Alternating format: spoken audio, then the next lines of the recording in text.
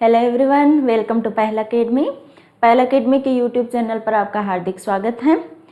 पहल अकेडमी के YouTube channel पर जैसे अभी हमारी चल रही है आर्थिक समीक्षा का जो हमारी सीरीज चल रही है, उसमें हम 2021-22 की जो आर्थिक समीक्षा है उस पर सेशन ले रही हूँ मैं।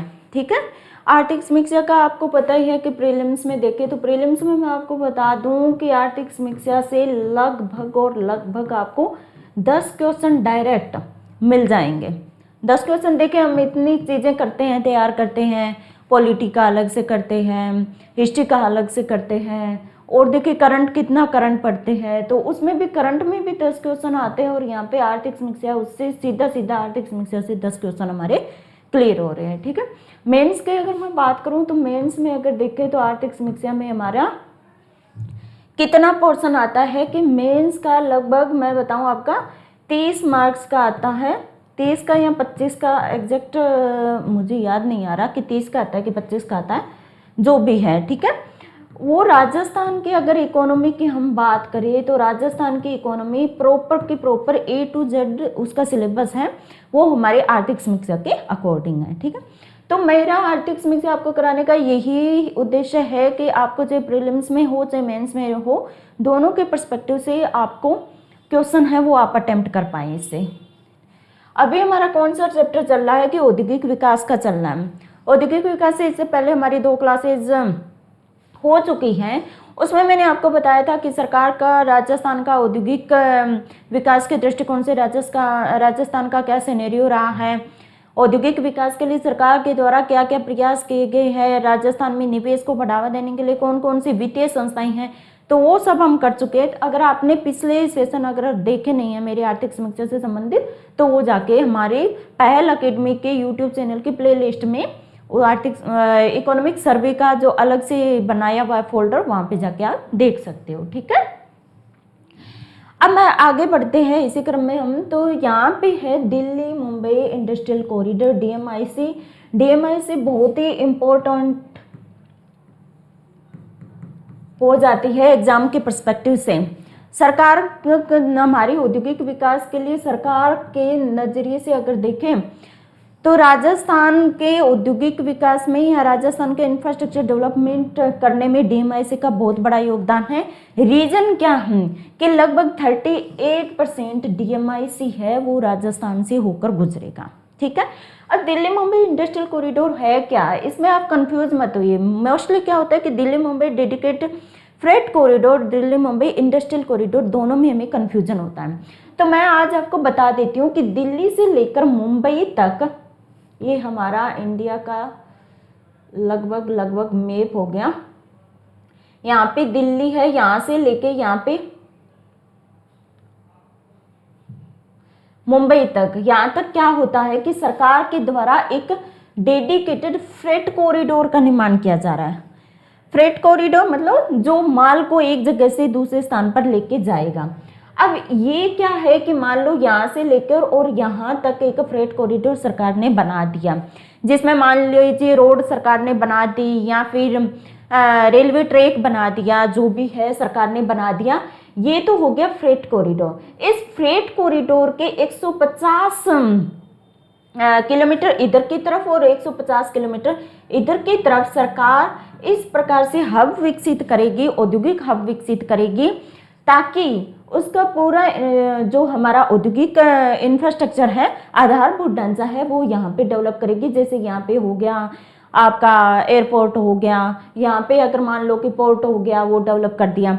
तो सरकार दिल्ली मुंबई इंडस्ट्रियल कॉरिडोर के माध्यम से एक फ्रेट कॉरिडोर डेवलप कर रही है, और उसके 150 किलोमीटर इधर की तरफ और 150 किलोमीटर दोनों साइड से, ठीक है ना, दोनों साइड से उसका औद्योगिक दृष्टिकोण से उसका विकास करेगी। ठीक है, ये भारत सरकार की पहल है। किसकी? भारत सरकार की महत्वाकांक्षी पहल है, जिसके अंतर्गत दिल्ली और मुंबई के बीच डेडिकेटेड रेल फ्रेट कॉरिडोर का निर्माण करेगी। कुल लंबाई कितनी है ये पूछा जा सकता है आपको प्रीलिम्स में।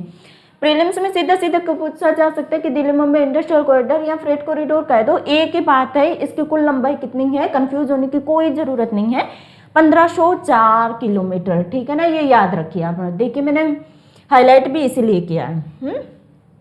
यह दादरी दिल्ली कहाँ से कहाँ तक शुरू होगा ये भी पूछा जा सकता है। तो दादरी दिल्ली से शुरू होगा, राष्ट्रीय राजधानी क्षेत्र से होता हुआ उत्तर प्रदेश, हरियाणा, राजस्थान, गुजरात एवं महाराष्ट्र के जवाहरलाल नेहरू पोर्ट तक जाएगा। अब कहाँ से कहाँ तक जाएगा एक तो ये पता होना चाहिए। तो दादरी दिल्ली से शुरू होगा ये, ठीक है ना, जाएगा कहाँ तक, महाराष्ट्र के जवाहरलाल नेहरू पोर्ट तक जाएगा। बीच में कौन कौन से जो हमारे राज्य आएंगे, कौन कौन से आएंगे, तो उत्तर प्रदेश आएगा, एक हरियाणा आएगा, एक राजस्थान, गुजरात और महाराष्ट्र तो आएगा ही, और दिल्ली से शुरू हो रहा है। तो कितने स्टेट हो गए, 1 2 3 4 5 और 6। तो ये पूछा जा सकता है कि दिल्ली मुंबई इंडस्ट्रियल कॉरिडोर है वो 6 भारत के 6 राज्यों से होकर गुजरता है। तो ये बिल्कुल सही होगा, ठीक है ना, 6 से होकर गुजरता है, और 6 के आपको नाम भी पता होना चाहिए। नाम याद करने में कोई दिक्कत नहीं है, आप क्रम वाइज देख लीजिए, दिल्ली, दिल्ली से उत्तर प्रदेश, उत्तर प्रदेश से इधर देख लीजिए हरियाणा, फिर राजस्थान, फिर गुजरात, फिर महाराष्ट्र, क्रम वाइज। इंडिया और राजस्थान, एक बात मैं बता दूं, अगर आप प्रिपरेशन कर रहे हैं आरएस के लिए तो आपको पता होना चाहिए कि इंडिया का मैप और राजस्थान का मैप आपको उसका जो भौतिक संरचना के दृष्टिकोण से अगर हम देखें या फिर पॉलिटिकल मैप देखें, दोनों का आपको एकदम से याद होना चाहिए कि कौन सा, जैसे राजस्थान का करें तो कौन सा डिस्ट्रिक्ट कहाँ पे पड़ता है, कौन सा, इसके बाद कौन सा आएगा, कौन सा आएगा। और अगर इंडिया का देखें तो आपको पता होना चाहिए कि यहाँ से ये शुरू होंगे। तो इससे बहुत सारी चीज़ें आपकी जो क्लियर हो जाएगी, ठीक है। समर्पित उच्च गति की कनेक्टिविटी प्रदान करेगा, ये हमें पता ही है कि रेलवे अगर अच्छे से रेल कॉरिडोर अगर बन गए यहाँ पे, अगर यहाँ पे रोड अच्छी बन गई तो वहाँ पे क्या कनेक्टिविटी बेहतर हो जाएगी। फ्रेट कॉरिडोर का अधिकतम ये पूछा जा सकता है, भाई सीधा सीधा प्रीलिम्स में पूछ सकते हैं कि कितना प्रतिशत हिस्सा राजस्थान से गुजरेगा, 38% हिस्सा राजस्थान से गुजरेगा, ठीक है। इस फ्रेट कॉरिडोर के दोनों और तरफ लगभग, जैसे अभी भी मैंने बताया कि दोनों तरफ 150 किलोमीटर के प्रभाव क्षेत्र को दिल्ली मुंबई इंडस्ट्रियल कॉरिडोर के रूप में विकसित किए जाने तो चयन किया गया, ठीक है। आई होप ये आपको एकदम क्लियर हो गया। चलो आगे चलते हैं। अब ये मोस्ट चीज है सॉरी जो प्रीलिम्स में भी पूछा जा सकता है और मेंस में भी लिखा जा सकता है कि डीएमआईसी परियोजना के तहत राजस्थान में 5 नोड विकसित किए गए हैं, ठीक है ना। 5 नोड तो टोटल विकसित किए गए। इन 5 नोड में क्या है, 5 नोड में आपके 2 तो निवेश क्षेत्र है और 3 है जो आपके औद्योगिक क्षेत्र है, अलग अलग है, ठीक है ना। 2 तो निवेश क्षेत्र है और 3 कौन से औद्योगिक क्षेत्र है। ये प्रीलिम्स में भी पूछा जा सकता है, मेंस में भी पूछा जा सकता है, ठीक है। तो निवेश क्षेत्र कौन कौन से है, तो निवेश क्षेत्र तो खुशखेड़ा, भिवाड़ी और निमराना निवेश क्षेत्र है, ठीक है, जिसे ग्रेटर भिवाड़ी औद्योगिक टाउनशिप के नाम से भी जाना जाता है। और एक आ गया अजमेर किशनगढ़ निवेश क्षेत्र। तो एक तो आप याद रखिए निवेश क्षेत्र तो जो ऊपर का एरिया है ना हमारे राजस्थान का, यहाँ पे हम यहाँ पे आपको पता ही है खुशखेड़ा, भिवाड़ी, निमराना ये अलवर में पड़ते हैं। और अजमेर और किशनगढ़ एक इधर आके जो मिड में आएगा ना राजस्थान के, वहाँ पे ये क्या गया, अजमेर किशनगढ़ निवेश क्षेत्र हो गया, ठीक है। अब हम औद्योगिक क्षेत्र देखिए तो कौन कौन से औद्योगिक क्षेत्र है, तो एक तो है जोधपुर, पाली और मारवाड़ औद्योगिक क्षेत्र। जोधपुर, पाली और मारवाड़ इधर की तरफ पड़ता है, ठीक है ना, और जिसे मारवाड़ औद्योगिक क्लस्टर के रूप में भी जाना जाता है। एक है जयपुर दौसा औद्योगिक क्षेत्र, ठीक है, मिड में पड़ता है जयपुर, तो आपको पता ही है, आप रहते हैं यहाँ पे जयपुर, मोस्टली स्टूडेंट जो है जयपुर में ही रहते हैं। एक है राजसमंद और भीलवाड़ा औद्योगिक क्षेत्र, जाते जाते यहाँ नीचे की साइड हो गया, ठीक है ना।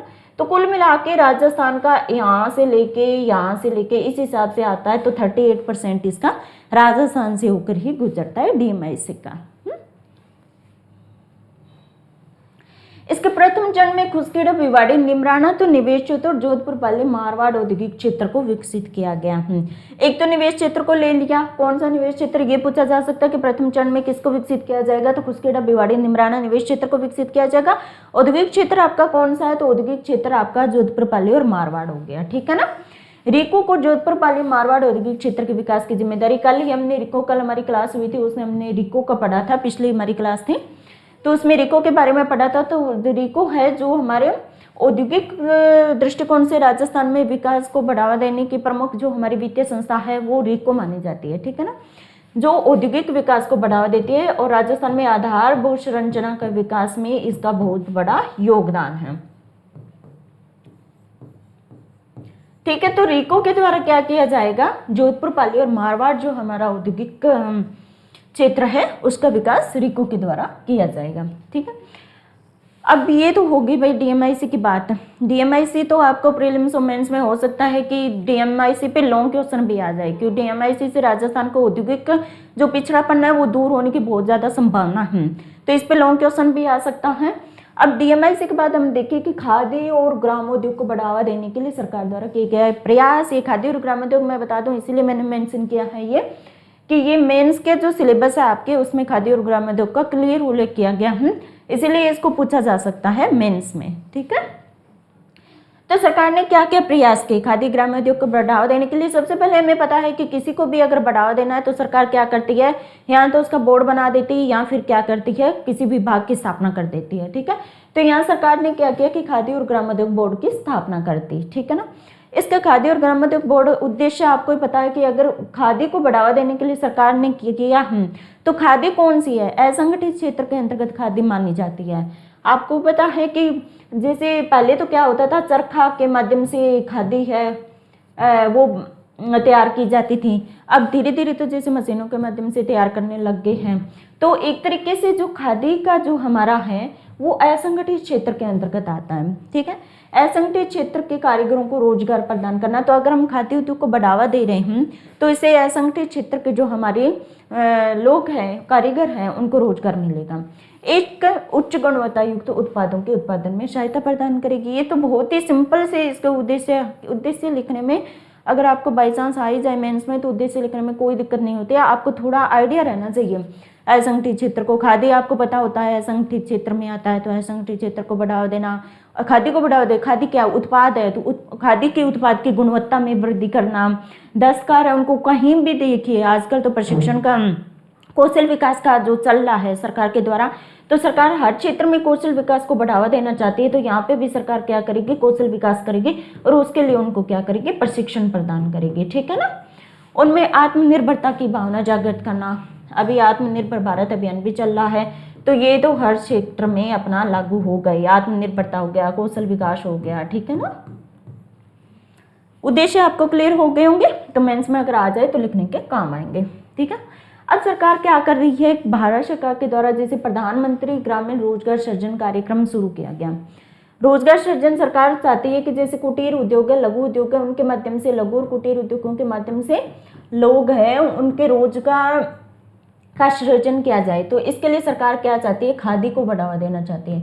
खादी को बढ़ावा देने के लिए सरकार ने क्या किया कि खादी ग्रामोद्योग आयोग भारत सरकार के अंतर्गत खादी ग्रामोद्योग बोर्ड द्वारा संचालित किया जा रहा कार्यक्रम है, जिसके अंतर्गत रोजगार सृजन के लिए क्या करेंगे, कौशल का प्रशिक्षण देंगे या उनको वित्तीय सहायता प्रदान करेंगे। ये सब कार्यक्रम इसके अंतर्गत चलेंगे। ठीक है। फिर राज्य सरकार के द्वारा राज्य में उत्पादित खादी वस्तुओं, खादी का उत्पादन तो कर लिया, पर आजकल हम जैसे देखते हैं ना कि खादी का अगर उत्पादन करते हैं तो वो थोड़ी महंगी पड़ती है।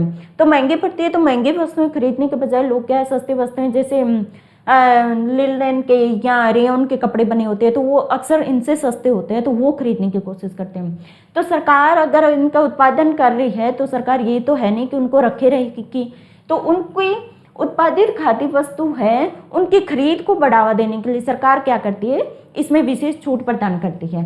तो अभी तो सरकार ने जैसे 33% की दर से छूट है, जैसे आ गया गांधी जयंती आ गई, तो वहाँ पे सरकार क्या करती है, वहाँ पे उसको बढ़ावा देने के लिए 50% तक उस पर छूट प्रदान कर देती है। ठीक है।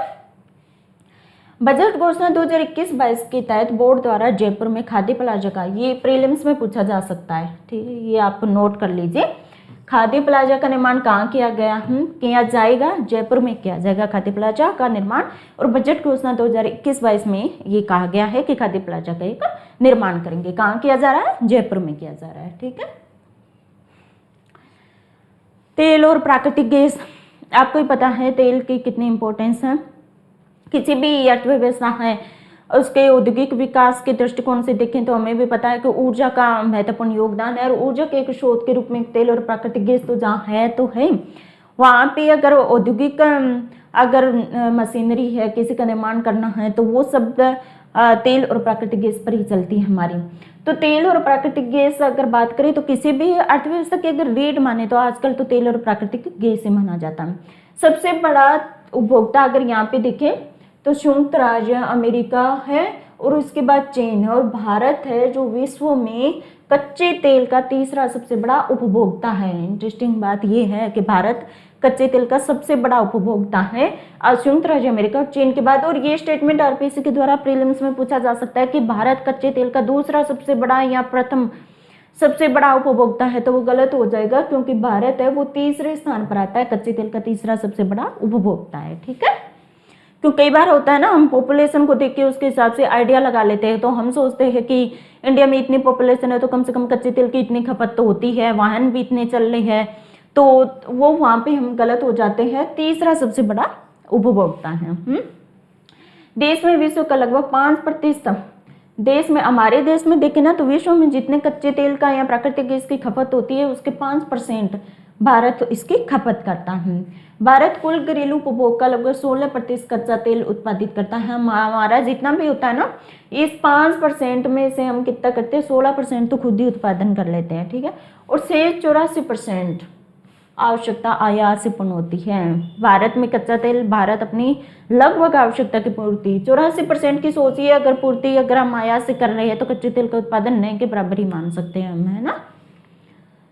ये एक बात और बता दूं मैं, अगर पर्यावरण से रिलेटेड कोई भी अगर आ जाए ना, हाँ ऐसे वगैरह आ जाए, तो वहाँ ये जैसे डेटा हो गया तो ये लिखने के काम आएगा, ये डेटा हो गया तो ये लिखने के भी आपके काम आ सकता है। राजस्थान देश में कच्चे तेल के कुल उत्पादन में लगभग, ये प्रीलिम्स का क्वेश्चन है और मैंने हाईलाइट भी कर दिया है, आप तो इसको याद कर लीजिए कि लगभग 20% 6 मिलियन मीट्रिक प्रतिवर्ष, मीट्रिक टन लगाना चाहिए था, प्रतिवर्ष उत्पादन करता है। ये कितना मिलियन करेगा ये कोई नहीं पूछेगा, कितना प्रतिशत उत्पादन करता है राजस्थान देश के कच्चे तेल का, तो लगभग 20% का उत्पादन करता है। ठीक है, राज्य देश में तेल का दूसरा सबसे बड़ा उत्पादक है। 20% के साथ राजस्थान दूसरा है, पहला 40% के साथ हमारा बॉम्बे आई है, बॉम्बे आई है। पहला 40% के साथ कौन है, बॉम्बे हाई हमारा है, और दूसरा 20% के साथ, 20% के साथ दूसरा राजस्थान हो गया। ठीक है, तो ये तो हो गई मोटी मोटी आपको जानकारी। अब देखिए राजस्थान की क्या स्थिति है, तो राजस्थान में पेट्रोलियम उत्पादक क्षेत्रों को हम 4 पेट्रोलिफेरस बेसिन के अंतर्गत विभाजित करते हैं। 4 पेट्रोलिफेरस, बाई चांस अगर पहले जैसे एक बार क्वेश्चन आया था आरपीएससी में, ये काफ़ी पुरानी बात होगी कि राजस्थान के तेल और प्राकृतिक गैस में राजस्थान की क्या स्थिति है और इसने राज्य की अर्थव्यवस्था के विकास में किस प्रकार का योगदान दिया। तो हो सके अभी जैसे हमारे बाड़मेर में जो रिफाइनरी का कार्य चल रहा है, तो ये भी पूछा जा सकता है कि राजस्थान के तेल और प्राकृतिक गैस में राजस्थान की क्या स्थिति और इसने राज्य की अर्थव्यवस्था के विकास में किस प्रकार का योगदान दिया। ये क्वेश्चन हमारा मेंस में बन सकता है। ठीक है, 4 में वर्गीकृत किए, ये 4 कौन कौन से, ये भी पूछा जाता है कि कौन कौन सी है। एक तो ये आपको पता होना चाहिए कि चारों है कौन कौन से। ठीक है, और इन चारों के अंतर्गत कौन कौन से डिस्ट्रिक्ट आते हैं, ये अलग से पूछा। बाड़मेर सांचौर बेसिन में कौन कौन से आते हैं ये आपको पता होना चाहिए, बाड़मेर सांचौर में कौन कौन से आते हैं। हालांकि ये हम सोचने को तो बोल दे कि बाड़मेर जालौर आते हैं, पर बाड़मेर सांचौर बेसिन के अंतर्गत हो सके ये दे दे, बाड़मेर दे दे, नीचे के डिस्ट्रिक्ट और दे दे, तो वहाँ पे हम कंफ्यूज हो जाते हैं। यहाँ पे पढ़ते टाइम तो हमें पता नहीं चलता, उस टाइम तो हम सोचते हैं कि बाड़मेर जालौर 2 ही आते हैं, इसमें कौन सी बड़ी बात है, ये तो हम कर ही देंगे। पर कई बार होता है कि अगर उसके बाड़मेर के आसपास के सारे डिस्ट्रिक्ट दे दे तब हमें कन्फ्यूजन हो जाता है कि इसमें सिर्फ बाड़मेर और जालौर ही है या कोई और भी डिस्ट्रिक्ट है क्या। ठीक है ना, तो इसमें 2 ही आते हैं। जैसलमेर बेसिन के अंतर्गत जैसलमेर जिला एक ही आता है। ठीक है ना, बीकानेर नागौर बेसिन के अंतर्गत कौन कौन से आते हैं, बीकानेर आता है, नागौर आता है, श्रीगंगानगर आता है, हनुमानगढ़ एवं चूरू, मतलब पूरे बीकानेर संभाग आ गया आपका। और इसके अंतर्गत नागौर बेसिन नाम से ही आ रहा है, तो नागौर बेसिन के अंतर्गत नागौर आ गया। ठीक है ना, पूरा बीकानेर संभाग और नागौर। ठीक है, विंध्यन बेसिन के अंतर्गत कौन सा आता है, विंध्यन बेसिन में कोटा, बारां, बूंदी और झालावाड़, पूरा हाड़ौती, ये आपको तब मैंने कहा था ना आपको इसका भौगोलिक अगर मैप है इसका तो वो भी पता होना चाहिए, और अगर पॉलिटिकल मैप है वो भी पता होना चाहिए। तो ये तो हो गया आपका हाड़ौती बेसिन, और प्लस में कौन कौन से होगी, भीलवाड़ा और चित्तौड़गढ़। ठीक है ना, के कुछ हिस्से इसके अंतर्गत आते हैं। तो वहाँ पे अगर हम विंध्यन बेसिन के अंतर्गत देखें ना, तो मोस्टली हम ये सोच लेते हैं कि कोटा, बाराबंदी और झालावाड़ 4 ही आते हैं, पर नहीं, इसके अंतर्गत भीलवाड़ा और चित्तौड़गढ़ भी आता है। तो 4 बेसिन है, इन बेसिन के नाम भी पूछा जा सकता है कि कौन कौन से है। तो बाड़मेर सांचौर बेसिन है। इसमें ज्ञान आपको बता दूं कि राज्य में सबसे अधिक अगर तेल का उत्पादन करें तो बाड़मेर सांचौर बेसिन से ही होता है। जैसलमेर बेसिन है, उससे प्राकृतिक गैस भी मिलती है। जैसलमेर का घोटारू आपने सुना होगा ना, घोटारू जैसलमेर का, तो वहां से जैसे हीलियम गैस के भंडार मिले आपको, है ना। तो यहाँ पे एकमात्र है ये जहाँ पे गैस का भी मिला है आपको। और बीकानेर नागौर बेसिन के अंतर्गत ये 5 आएगी और विंध्यन बेसिन आपका आएगा। बीकानेर नागौर बेसिन का, बीकानेर का पुन्नम जो तेल कुआं था ना, वो फेमस था। और हाल ही में एक दुर्गा भी है, दुर्गा अगर आ जाए कि क्या है, तो ये भी एक तेल कुआं ही है, ठीक है ना। ठीक है, चलिए आगे चलते हैं।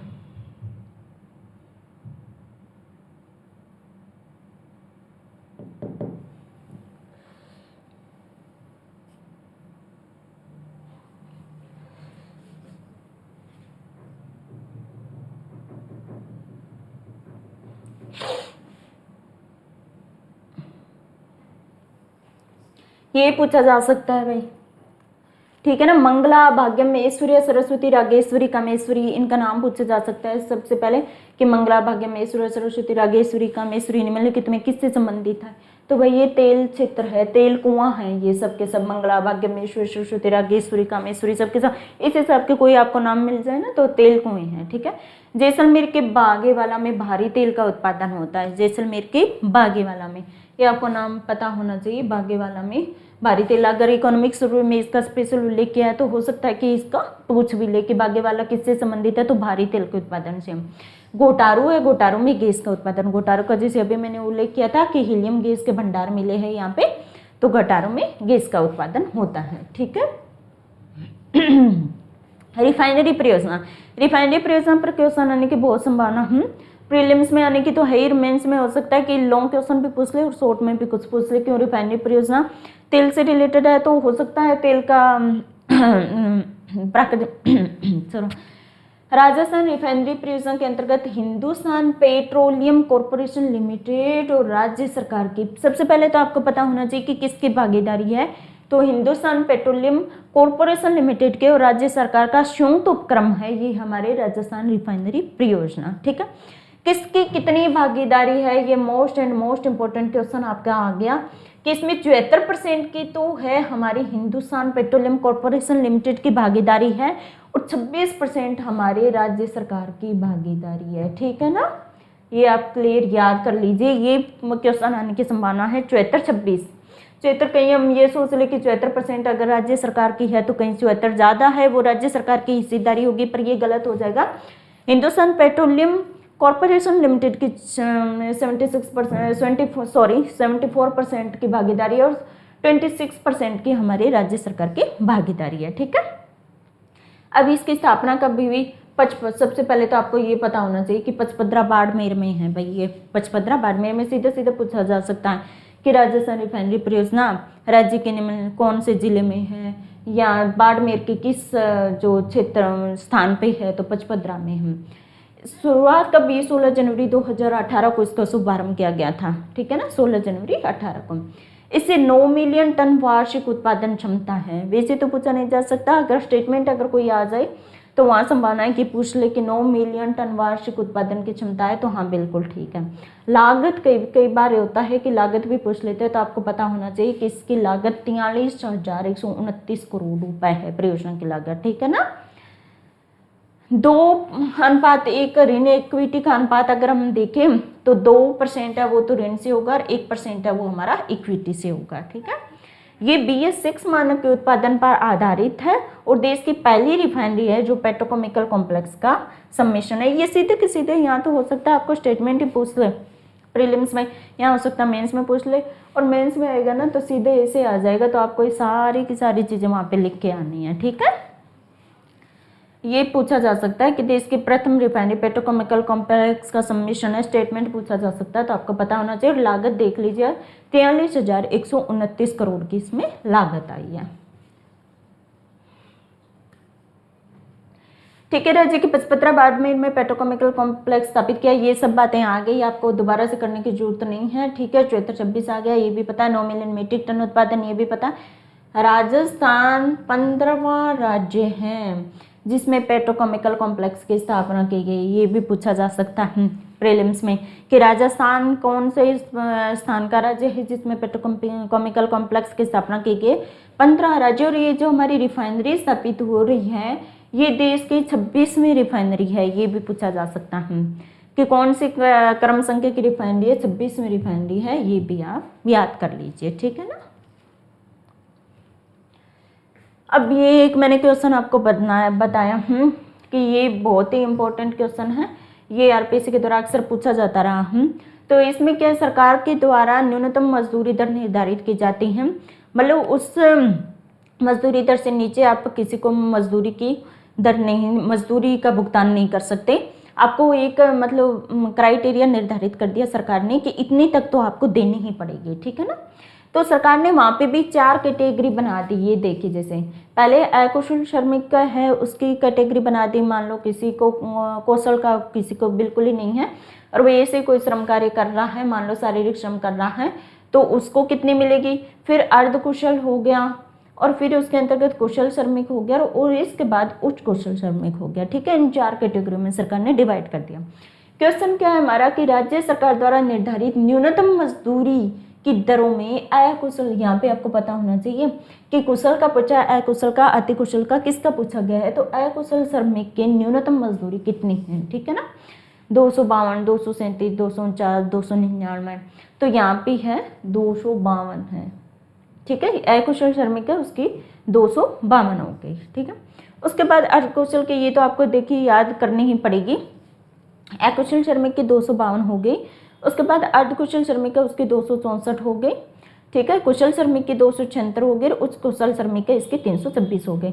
ये आप ना थोड़ा इनमें डिफरेंस करके देख लीजिए, जैसे 252 और 264 के बीच कितना है, तो सरकार ने कितना ऐड किया, फिर 264 से 277 में कितना है और इसके बीच कितना डिफरेंस है, तो वो इजीली फिर याद हो जाती है चीज़ें। ठीक है, तो एक ही है वही याद करनी पड़ेगी फिर आपको कि 252 है उसमें 20 ऐड करते गए, फिर 50 ऐड करते गए, तो इस हिसाब से आपको ये चीज़ें याद करने में आसानी हो जाएगी। ठीक है, मोस्ट इम्पॉर्टेंट स्कीम आई हमारी मुख्यमंत्री युवा संबल योजना। मुख्यमंत्री युवा संबल योजना सरकार नाम से पता चल रहा है कि सरकार जो हमारी युवा हैं उनको संबल प्रोवाइड कराने के लिए, संबल मतलब सहारा, संबल प्रोवाइड करना चाहती है, मतलब सहारा दे रही है कि मान लो कि युवा है वो हमारा बेरोजगार हो गया मान लो, या फिर कि उसे नौकरी नहीं मिल रही है, तो सरकार क्या करेगी, सरकार युवा संबल योजना के तहत उसको सहायता प्रदान करेगी, संबल प्रोवाइड करवाएगी। ठीक है, शुरू कब की गई, ये तो भाई आरपीएससी का ट्रेंड ही रहा है, तो यहाँ पे भी पूछे जा सकते हैं ये योजना भी। ये एक बार तो आपको कंफ्यूजन होगा कि इतनी सारी स्कीम्स है उनकी डेट कैसे याद रखें, तो एक बार मैं आपको बता दूं कि जितनी भी स्कीम है उनकी डेट लिखिए और फिर उनको क्रम वाइज कर लीजिए कि ये इस डेट को शुरू हुई, ये इसको शुरू हुई, ये इसको शुरू हुई। क्रम वाइज डेट को याद करेंगे तो ज़्यादा इजीली आपको याद हो जाएगा। ठीक है ना, और उसी के अकॉर्डिंग ईयर भी लिख लीजिए। अगर पहले ईयर में जैसे 2018 में है तो 2018 वाली पहले लिखिए, उसके बाद 2019 वाली लिखिए, 2020 वाली लिखिए, तो थोड़ा ऐसा आइडिया भी हो जाता है कि वो थी उसके बाद लिखी थी मैंने, तो ये स्कीम में उससे पहले शुरू हुई है। ठीक है ना, तो मुख्यमंत्री युवा संबल योजना सरकार ने कब शुरू की, 18 दिसंबर 19 को, 5 जून 20 को, 1 मई 21 को। 1 मई को तो आपको पता है ना चिरंजीवी योजना शुरू की गई थी। ठीक है ना, 1 फरवरी 2019 को, तो यहाँ 1 फरवरी 2019 को शुरू की गई थी। ठीक है, लाभार्थी अब भी इसके सरकार ने क्या क्या बोला कि क्या क्या होने चाहिए, तो सिंपल सी बात है, पहले ही तो सरकार ने कह दी कि लाभार्थी राजस्थान का मूल निवासी होना चाहिए। अब ऐसे तो है नहीं, सरकार संपूर्ण जो हमारे देश के है यहाँ पे जैसे प्रवासी श्रमिक भी तो आते हैं, तो सरकार सबको जो वित्तीय सहायता है या इस तरीके से प्रदान नहीं कर सकती। तो सरकार मोस्टली जो राज्य सरकार की शुरू होती है उसकी मूल शर्त होती है कि राजस्थान का मूल निवासी उनको होना चाहिए। ऐसी बहुत ही कम स्कीम आपको मिलेगी जो कि राज्य के संपूर्ण निवासियों के लिए होती हो। लाभार्थी के परिवार की वार्षिक आय 2 लाख या उससे कम होनी चाहिए। ऐसे तो है नहीं भाई जिनकी वार्षिक आय देख लीजिए आप यहाँ पे, ठीक है। तो ऐसे तो है नहीं कि किसी की 2 लाख आई है और फिर भी वो आ गया कि नहीं मुझे भी संबल की जरूरत है, तो वो नहीं, सरकार ने बोला कि 2 लाख उससे कम होने चाहिए तभी हम संबल प्रोवाइड करवाएंगे आपको, ठीक है। कोई लाभार्थी किसी भी राज्य के केंद्रीय योजना के तहत छात्रवृत्ति या भत्ता प्राप्त कर रहा है तो योजना के लिए पात्र नहीं होगा, ठीक है ना। राजकीय केंद्रीय योजना की तो पहले ऑलरेडी मिल रही है, ऑलरेडी मिल रही है तो फिर सरकार के उसका एक्स्ट्रा बर्डन क्यों उठाई, ठीक है ना। तो सरकार ने क्या किया कि अगर छात्रवृत्ति और भत्ता अगर आपको मिलना है तो आपको तो ऑलरेडी मिल ही रहा है, तो उनको मिलना चाहिए ना जिनका वो नहीं मिल रहा, ठीक है। जो वंचित वर्ग है उन्हीं को मिलना चाहिए। तो सरकार ने ये शर्त लगा दी कि छात्रवृत्ति और भत्ता प्राप्त नहीं होना चाहिए। परिवार में 2 से अधिक सदस्यों को इस योजना के अंतर्गत लाभ नहीं मिलता। पूरे परिवार को तो सरकार दे नहीं सकती, तो सरकार ने यहाँ पे भी शर्त लिख दी कि 2 से अधिक सदस्यों को हम नहीं दे सकते, ठीक है ना। अब बाई चांस ऐसे भी ये स्टेटमेंट भी आ सकता है ना, परिवार के केवल एक सदस्य को ही मिलेगी इसके तहत, तो यहाँ पे देखिए 2 को तो मिलेगी ही, 2 से अधिक सदस्यों को इसके तहत लाभ नहीं मिलेगा।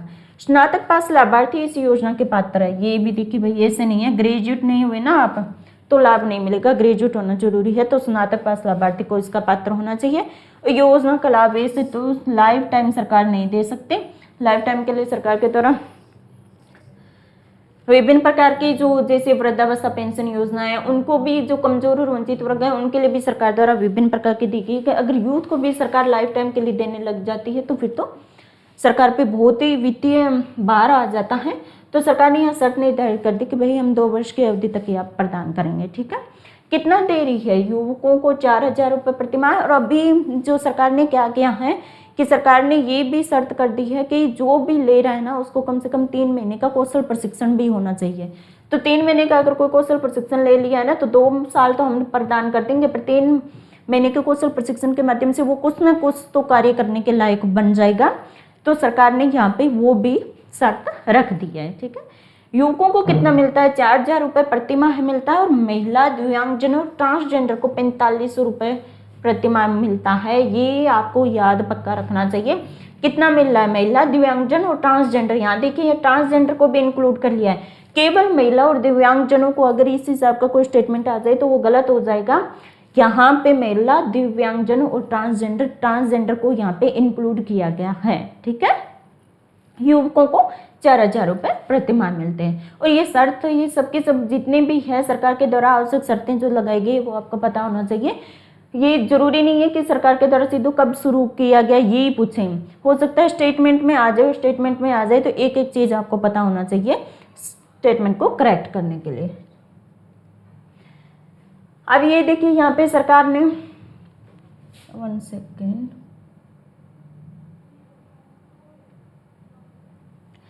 राजकौशल पोर्टल शुरू किया है सरकार ने। राजकौशल पोर्टल सीधा सीधा आ जाए कि राजकौशल पोर्टल किसका है, तो यहाँ तो सीधा ऐसे देते कि सरकार ने कौशल विकास के लिए किया है, महिलाओं के कौशल को बढ़ावा देने के लिए किया है, स्वरोजगार को बढ़ावा देने के लिए किया है।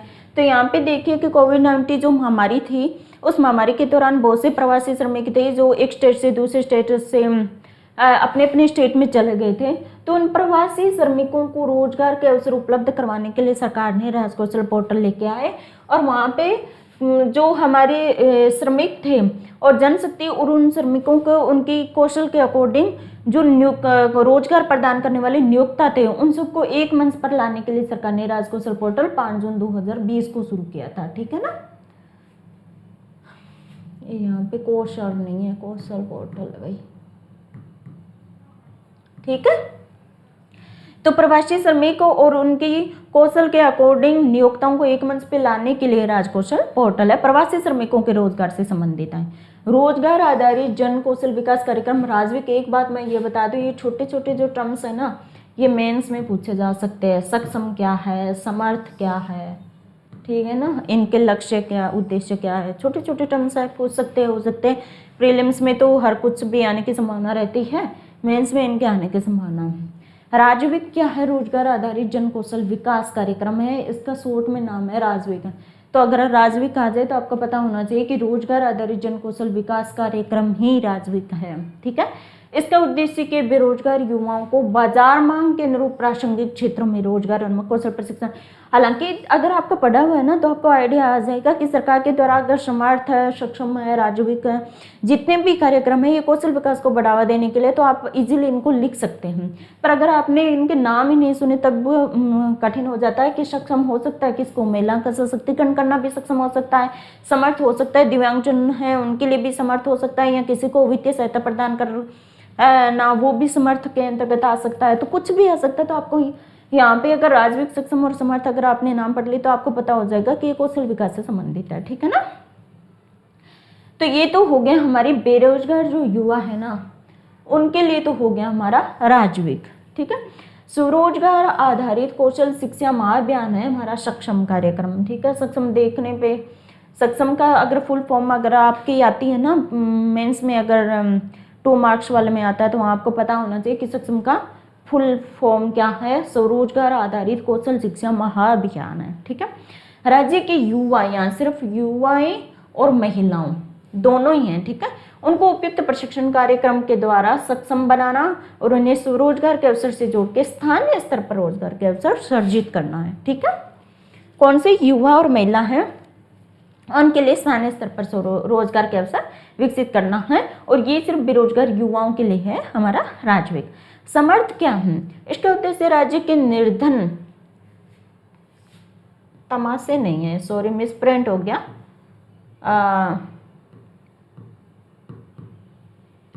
निर्धन तबके के, या निर्धन तबके के बोल दो, या निर्धन जो कौन सी है सीमा पर, निर्धनता सीमा पर है उस पर मौजूद हमारा समुदाय हो गया, या भिक्षावृत्ति में लिप्त है, या कच्ची बस्तियों के निवासी है, दलित आदिवासी है, उनको स्वरोजगार के अवसर सर्जित करने के लिए समर्थ है। तो जितने भी वंचित वर्ग के लोग हैं ना, जो हाशिए पे खड़े हुए वंचित लोग हैं, उनके लिए सरकार के द्वारा ये योजना समर्थ शुरू की गई, उनके कौशल विकास को बढ़ावा देना है। और सक्षम के तहत आ जाती है महिलाएं और युवा आ जाती है, और राज्य के अंतर्गत बेरोजगार युवा आ जाते हैं, ठीक है। मुख्यमंत्री युवा कौशल योजना, नाम से पता चल रहा है कि युवा है उनके कौशल को बढ़ावा देना है। तो युवाओं के कौशल को सरकार बढ़ावा कैसे देगी, तो सरकार चाहती है कि जब हमारे यूजी और पीजी होती है तो उसी दौरान हम ग्रेजुएट हो रहे हैं, तो शैक्षणिक महाविद्यालय है ना, उन्हीं के अंतर्गत हम कौशल प्रशिक्षण कार्यक्रम आयोजित करें और उनके कौशल के विकास को बढ़ावा दें, ताकि जैसे ही वो अपनी ग्रेजुएशन खत्म करके बाहर आते हैं तो अपने स्किल का यूज करते हुए अपना स्वरोजगार शुरू कर सके, ठीक है। 7 नवंबर 2019 को ये योजना शुरू की गई। डेट तो खैर आपको याद रखनी है, 7 नवंबर 2019 को। और एक बात मैं आपको बता दूं कि वैसे तो योजनाएं बहुत सारी हैं, पर हाल ही में सरकार के द्वारा जितनी भी योजना शुरू की गई ना, मोस्टली उनकी डेट और उनके बारे में डिटेल से पढ़ना आप जरूर पढ़ के जाना आप, क्यों मोस्टली चांसेस रहते हैं कि उनमें से रिलेटेड क्वेश्चन आए, और आर्थिक समीक्षा में दिए हुए तो उनको तो खैर पढ़ना पड़ेगा ही हमको, कि आर्थिक समीक्षा बहुत संभावना रहती है कि उससे क्वेश्चन आपको उठा लिए जाए। अब संकल्प मैं बता दूं, अब की बार जो हुआ था ना मेंस 21 का हुआ था ना, 18 का नहीं, 18 का तो कब का हो गया, उसमें आया था संकल्प। अब हम सोच ले कि संकल्प सरकार ने कहाँ से उठाया, पर सरकार ने इकोनॉमिक सर्वे से उठाया था, कहीं से आरपीएससी के द्वारा नहीं उठाया गया। Skill acquisition and knowledge awareness for livelihood promotion, simple सी बात है भाई, लाइवलीहुड को प्रमोट करने के लिए स्किल को बढ़ावा देना और नॉलेज की अवेयरनेस को बढ़ावा देना है, यही हो गया संकल्प। अब किसी ने पढ़ा है ना वो तो इजीली लिखा है, अगर नहीं पढ़ा है तो सोच लो, वो सोचते ही रह गया कि संकल्प क्या था, ठीक है ना। तो आपको इकोनॉमिक सर्वे के अंतर्गत तो जो भी टर्म्स दिए हुए हैं ना वो आप छोड़ ही नहीं सकते, वहाँ पे तो आपको ध्यान में देना ही पड़ेगा। तो ये किसकी है, कौशल विकास और उद्यमिता मंत्रालय भारत सरकार, ये लिख के आएंगे ना तो भाई बहुत ही अच्छा इफेक्ट पड़ेगा उस पर, आंसर आपका फॉर्मेटिंग है वो बहुत अच्छा माना जाएगा, ठीक है। इसके द्वारा राष्ट्रीय और राज्य स्तर पर संस्थागत तंत्र को मजबूत करने वाले गुणवत्ता युक्त शिक्षकों और मूल्यांकन कर्ताओं का पूल बनाते, ये थोड़ी टाइपिंग एरर हो गई, ठीक है ना। और समाज के सभी वर्गों हेतु कौशल प्रशिक्षण कार्यक्रमों के माध्यम से कौशल विकास करने हेतु कार्यक्रम है, ठीक है ना। इसमें सरकार ने क्या किया कि राष्ट्रीय राज्य स्तर पर संस्थागत ढांचे को मजबूत करना चाहा ताकि कौशल को बढ़ावा दे सके। इसके लिए जो हमारे गुणवत्ता आधारित है ना, शिक्षकों है, शिक्षकों के द्वारा इस पर मूल्यांकन किया जाता है। और एक पोल बना देते हैं ताकि समाज के जितने भी वर्ग हैं उनको कौशल प्रशिक्षण कार्यक्रम के माध्यम से उनका कौशल ले दे के बात तो कौशल की है, कौशल को बढ़ावा देना है। अगर थोड़ा सा पढ़ा हुआ ना तो भी आइडिया आ जाए कि, पर यहाँ पे ये दिक्कत हो जाती है कि संकल्प राज्य सरकार का है कि भारत सरकार का है, तो ये हमें पता होना चाहिए कि भारत सरकार का कार्यक्रम है, ठीक है ना। बाकी ले दे के इसका अगर नाम भी किसी ने पढ़ लिया ना, स्किल एक्विजिशन, तो वो हम लिख सकते हैं, कोई बहुत बड़ी बात नहीं है कि कौशल विकास को बढ़ावा देने के लिए ही सरकार ने इसको शुरू किया था। मोस्ट इम्पॉर्टेंट है, पूछा जा सकता है भोर क्या है। आपको ये नहीं पूछेंगे किसके द्वारा शुरू किया गया, क्या किया गया, भोर क्या है, नाम ले देंगे सीधा भोर क्या है, ठीक है। क्या लिखेंगे भोर, देख के हम सोच लेंगे कि कुछ भी हो सकता है भोर। तो भोर जैसे नवजीवन शुरू किया गया था ना, जो हमारे शराब पीने वालों का है उनका पुनर्वास करने के लिए नवजीवन शुरू किया। तो उसी हिसाब से सरकार ने क्या किया कि जो भिक्षुक अभिविन्यास एवं पुनर्वास, जो हमारी भिक्षावृत्ति में लिप्त है लोग, उनके पुनर्वास को बढ़ावा देने के लिए सरकार ने भोर कार्यक्रम शुरू कर दिया, ठीक है ना। अब ये पढ़ के तो हमें आइडिया आ गया, पर अगर ये टर्म दे दिया हमको कि भोर क्या है, तो जैसे नवजीवन क्या है, नवजीवन जो शुरू हुआ था तब ये आरपीसी की तरफ क्वेश्चन पूछा गया था कि नवजीवन क्या है, ठीक है। अब उसके नीचे 4 ऑप्शन दे दिए, अगर आपने पढ़ा है तो आपको पता है कि नवजीवन क्या है। उसी हिसाब से अगर भोर अगर आपने पढ़ लिया तो बहुत इजीली है कि भिक्षुक अभिविन्यास एवं पुनर्वास भोर है। नहीं पढ़ा तो हम बस सोचते ही रह जाएंगे, हमें नहीं पता कि क्या है, क्यों चारों स्टेट में चार ऑप्शन आरपीसी के द्वारा ऐसे ही दिए जाते हैं कि हम चारों में कंफ्यूज हो जाते हैं कि ये भी हो सकता है, ये भी हो सकता है, ठीक है। किसके द्वारा शुरू किया गया, एक ये भी पूछा जा सकता है कि भोर है वो, मतलब एक तो ये पूछा जा सकता है किस डिस्ट्रिक्ट में शुरू किया गया, ठीक है, जयपुर, ये आप तो याद कर लीजिए, जयपुर में शुरू किया गया, ठीक है। तो इसके द्वारा राजस्थान कौशल आजीविका विकास निगम के द्वारा पुलिस आयुक्तालय जयपुर के समन्वय से रोजगार के अवसरों के माध्यम से भिक्षुओं के पुनर्वास हेतु प्रशिक्षण कार्यक्रम है, ठीक है ना। किसके, जयपुर में शुरू किया गया। ये एक तो ये पूछा जा सकता है किस राज्य की पुलिस के द्वारा, राज्य के नहीं सॉरी, किस डिस्ट्रिक्ट के पुलिस के द्वारा शुरू किया गया, तो जयपुर के द्वारा शुरू किया गया है। और एक भोर क्या है, भिक्षुक, जो भी भिक्षुक है उनके पुनर्वास हेतु प्रशिक्षण कार्यक्रम है। चलिए गाइस, आज का हमारा सेशन यहीं पे खत्म होता है। हमारा जो इकोनॉमिक सर्वे का जो औद्योगिक विकास से संबंधित चैप्टर है वो आज पूर्ण हो चुका है। और इसके बाद जो नेक्स्ट चैप्टर होगा शायद आधारभूत संरचना का विकास से संबंधित है, वो हम नेक्स्ट सेशन में करेंगे। आई होप आपको वीडियो अच्छा लगा है तो please like, subscribe and share कर दीजिए। Thank you so much.